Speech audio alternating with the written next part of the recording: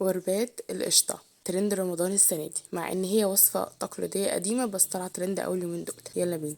اول حاجة هنبدأ بيها هي القشطة. هنجيب كسرولة او حلة صغيرة وهننزل فيها بكوبايتين اتنين من الحليب كامل الدسم، وبعدين هننزل عليهم بربع كوباية من النشا، وعليهم معلقتين اتنين من السميد اللي هو سميد البسبوسة العادي. وبعدين هنقلب على البارد، وبعدين هنحطهم على نار متوسطة لحد ما يبدأوا يتقلوا معايا. يتقلوا بمعنى اللي هو السمك بتاعهم يبقى اتقل ويعملوا بقبقة كده من فوق، بابلز كده. وكده احنا وصلنا للنتيجة النهائية، شايفين يبقى تقال كده. هنرفعهم بقى من على النار وهنزود عليهم نقطتين اتنين من الفانيليا السايلة ومكعب من الزبدة، ونقلبهم مع بعض. حرارة المهلبية او القشطة دي هتدوب الزبدة، وبعدين هننقلهم في طبق جانبي. ركزوا معايا في السمك بتاعها، شايفين بسم الله ما شاء الله وناعمه ازاي وكريمي. وبعدين هنسيبها 5 دقايق تهدى ونغطيها ونعينها في التلاجة. نيجي بقى نعمل الشربات. هنحتاج كوبايتين من السكر، عليهم كوبايه واحده بس من الميه، وهحطهم على النار لحد ما السكر يدوب. واول ما يدوب هحط عصرة نص ليمونه ومعلقتين من الفانيليا او رشه من الفانيليا البودره. هشيل بقى اي ريم ابيض زي ما احنا متعودين او اي بذر ليمون، وبعدين هحطهم على نار وسط يغلوا لمده 5 دقايق. وبعدين هنيجي بقى نعمل المكسرات.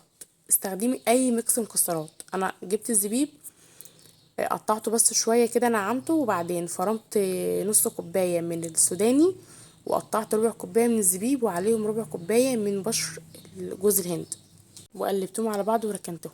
هنا بقى هنعمل ميكس الماده الدهنيه، هيبقى عباره عن كوبايه كامله، تبقى ممكن يبقى نصها زبده ونصها زيت. نستخدم زبده او زيت، مش هنستخدم سمنه.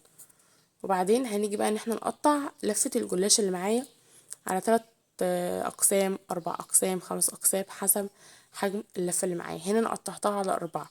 بعدين هبدأ ان انا افردها قدامي زي ما انتم شايفين كده، وهتني الطرف على نظام او شكل مثلث كده، وهبدأ ان انا اقطع.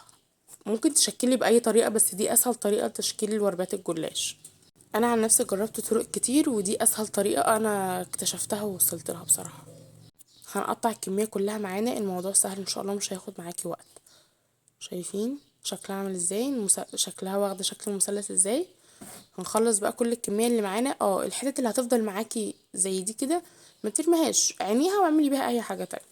هرجع بقى ان انا احطهم في صينيه او في صاج، هرصهم جنب بعض بالطريقه دي، وما زنقش قوي برضو.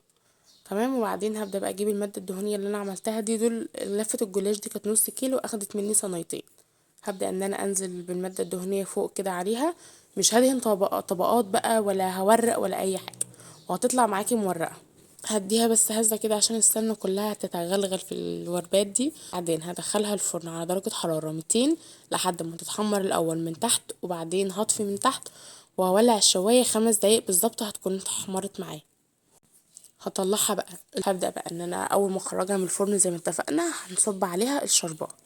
عايزاكم بس تركزوا لي كده في سمك الشربات تقيل ازاي، عامل زي عسل النحل ازاي. هو ده الشربات المظبوط للبقلاوه او الوربات الجلاش او اي نوع جلاش. الكميه اللي انا قلتلك عليها في السيرب دي هتكفي صينيتين الجلاش او هتكفي لفه الجلاش. هنسيبها بس تهدى كده من السخونية عشان نعرف نمسكها، وبعدين بعد ما تهدى كده وتبرد هنبدأ نجيبها ونفتحها ونحشيها بقى القشطة دي. ممكن تحشيها مكسرات بس، ممكن تحشيها كاستر، ممكن تحشيها مهلبية، ممكن تحشيها اي كريمة او اي حشوة انت عايزاها وبتحبيها مع الجلاش. همليها كده وهعبيها بالمعلقة كده زي ما انتم شايفين، وبعدين اضغط عليها، واي زيادة هبدأ ان انا اشيلها بالمعلقة عشان بس ما بوظش الشكل العام. ممكن تسيبيها سادة على فكرة، لما بتبقى سادة بتبقى حلوة جدا جدا برضه. بصوا انا حشيتهم الاول كلهم قشطة، وبعدين غمستهم بالمكسرات، لان انت لو هتحشيها قشطة وتيجي تغمسيها مكسرات هتتعبك. فانتي احشيهم كلهم وبعدين ابقي زينيهم بالمكسرات. ان شاء الله الموضوع يبقى سهل معاكم، هو ان شاء الله سهل، شايفين هو سهل يعني متقلقوش. جربوها يعني، هي حلوة جدا وسهلة، واصلا هتقدري تعمليها قبل الفطار بساعة مثلا. هي غير متعبة وغير مكلفة بصراحة، حلوة جدا. وبعدين بعد ما خلصتهم بقى وحشيتهم كلهم قشطة، هبدأ ان انا اجي اغمسها كده بالمكسرات زي ما انتم شايفين، وهقدمها على طبق وبألف هنا. ان شاء الله انتظروني في وصفة جديدة.